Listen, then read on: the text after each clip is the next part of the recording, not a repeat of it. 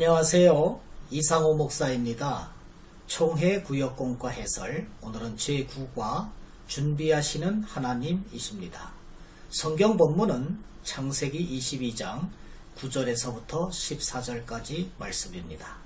다같이 한번 읽어보도록 하겠습니다. 하나님이 그에게 일러주신 곳에 이른지라. 아브라함이 그곳에 제단을 쌓고 나무를 벌려놓고 그의 아들 이삭을 결박하여 제단 나무 위에 놓고 손을 내밀어 칼을 잡고 그 아들을 잡으려 하니 여호와의 사자가 하늘에서부터 그를 불러 이르시되 아브라함아 아브라함아 하시는지라. 아브라함이 이르되 내가 여기 있나이다 하매 사자가 이르시되 그 아이에게 내 손을 대지 말라. 그에게 아무 일도 하지 말라. 내가 내 아들 내 독자까지도 내게 아끼지 아니하였으니 내가 이제야 내가 하나님을 경외하는 줄을 아노라. 아브라함이 눈을 들어 살펴본즉 한 순양이 뒤에 있는데 뿔이 수풀에 걸려 있는지라.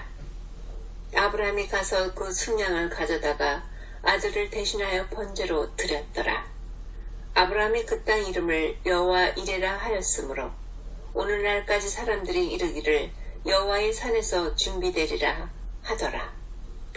그러면 말씀 속으로 들어가서 질의 응답 형식으로 자세히 알아보도록 하겠습니다. 네, 부모가 아기에게 걸음마를 가르쳐주는 모습을 본 적이 있습니까? 아기는 스스로 걷는 것처럼 즐거워하지만 부모는 아기가 넘어질까 싶어 두 손을 가까이에 대고 뒤에서 따라갑니다. 아이가 넘어져도 다치지 않도록 무릎 보호대를 입히기도 합니다. 이처럼 하나님께서도 우리에게 필요한 힘과 능력을 제공해 주시면서 신앙의 여정을 걸어가게 하십니다. 하나님께서는 창세기 12장 1절에서 너는 너희 고향과 친척과 아버지의 집을 떠나 내가 네게 보여줄 땅으로 가라 그렇게 명령하셨습니다.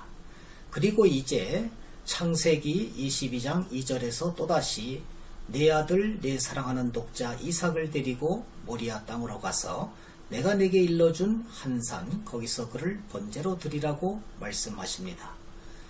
어디인지도 모르고 떠나가는 것이나 아들을 제물로 바치는 것은 불가능한 일입니다. 그러나 아브라함은 믿음으로 순종했습니다. 내가 네게 보여줄 땅으로 가라고 했을 때는 갈 바를 알지 못하고 떠났습니다. 아들 이삭을 번제로 드리라고 했을 때도 믿음으로 드렸습니다. 이처럼 하나님께서는 아브라함에게 말씀을 순종할 수 있는 믿음과 능력을 주셨습니다. 그리고 순종의 대가로 미리 가나안 땅과 순양을 준비해 주셨습니다. 그러면 말씀 속으로 들어가서 질의 응답 형식으로 좀 더 자세하게 알아보도록 하겠습니다. 1. 아브라함이 제단을 쌓는 이유는 무엇입니까? 창세기 22장 9절 말씀입니다. 하나님이 그에게 일러주신 곳에 이른지라.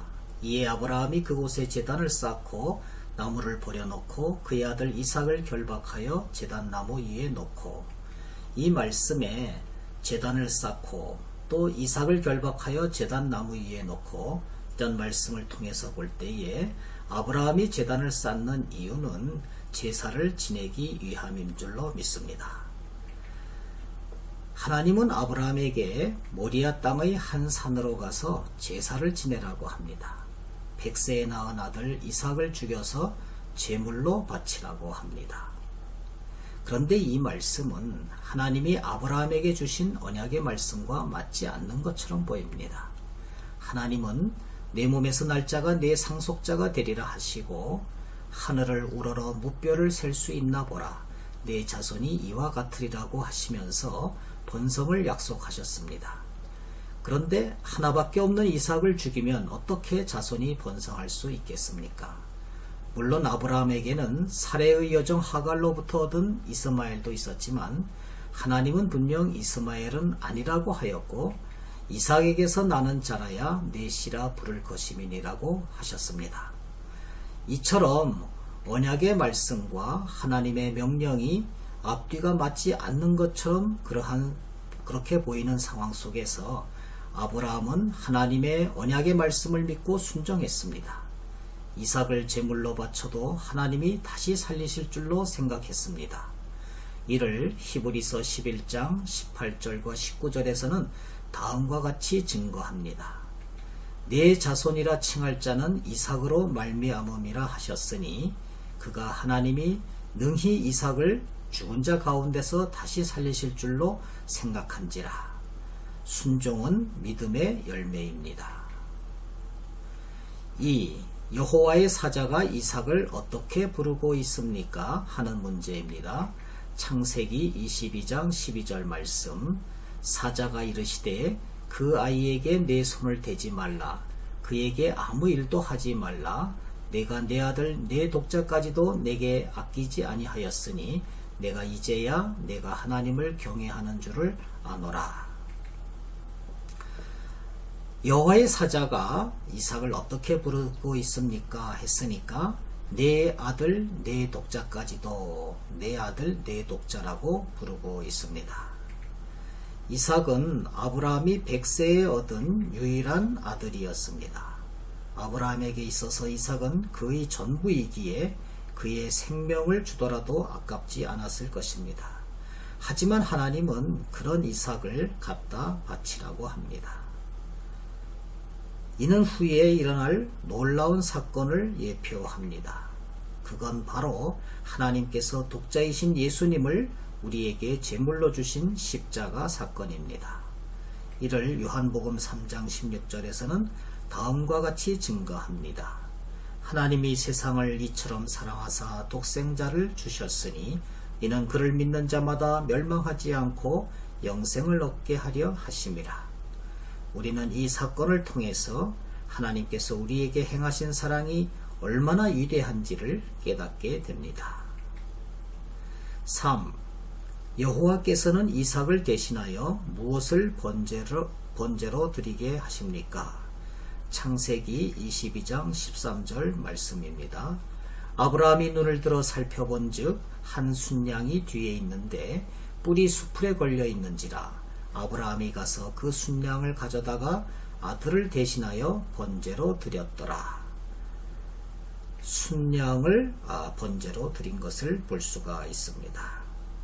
아브라함은 눈을 들어 뿔이 수풀에 걸려 있는 순양을 보고 그것으로 이삭을 대신하여 번제로 하나님께 드립니다. 순양으로 이삭의 생명을 대신한 것입니다. 바로 이 사건에서 대신하여 희생한다는 개념이 성경에 처음 등장합니다. 하나님께서는 한 생명의 죽음으로 다른 생명을 살릴 수 있다는 희생의 제사를 가르쳐 주십니다. 이는 장차 오실 대속주 예수 그리스도를 바라보게 하는 것입니다.